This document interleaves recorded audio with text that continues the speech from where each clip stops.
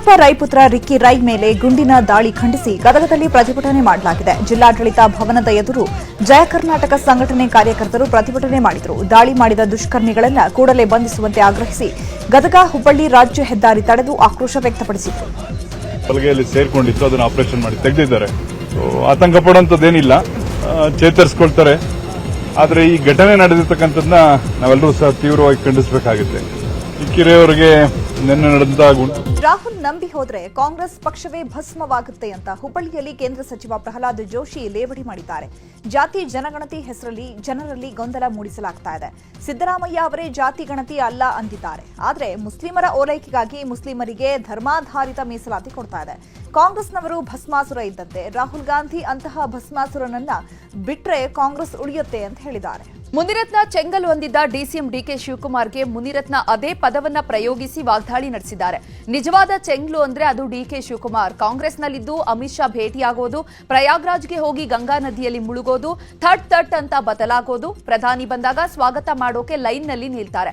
ಇವರು ನಿಜವಾದ ಚೆಂಗಲು ಅಂತ ಹೇಳಿದ್ದಾರೆ. ವಿಧಾನಸೌಧದಲ್ಲಿ ರೇಪ್ ಕೇಸ್ ಪ್ರೂವ್ ಆಗಿದೆ ಅಂತೀರಿ.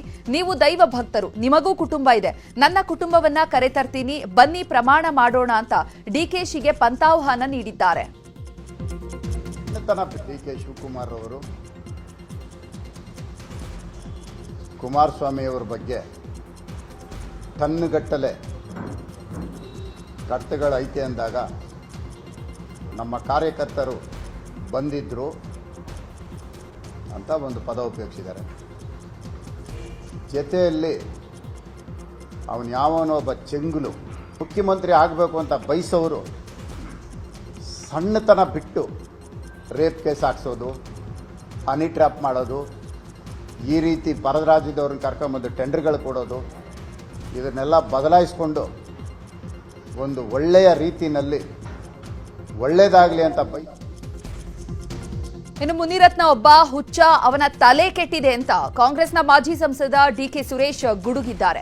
ಬೆಂಗಳೂರಲ್ಲಿ ಮಾತನಾಡಿದ ಡಿಕೆ ಸುರೇಶ್, ನಾನು ಇಷ್ಟು ದಿನ ಮಾತನಾಡಿರಲಿಲ್ಲ. ರೇಪ್ ಕೇಸ್ ಬಗ್ಗೆ ಚಾರ್ಜ್ ಶೀಟ್ ಆಗಿದೆ, ಚಾರ್ಜ್ ಶೀಟ್ ತರಿಸಿ ಮಾತನಾಡ್ತೀನಿ. ಜಯದೇವ ಡಾಕ್ಟರ್ ಹೇಳಿಲ್ವಾ ತಲೆಯಲ್ಲಿ ಆಸಿಡ್ ಹೋಗಿದೆ ಅಂತ ಅಂದ್ರು.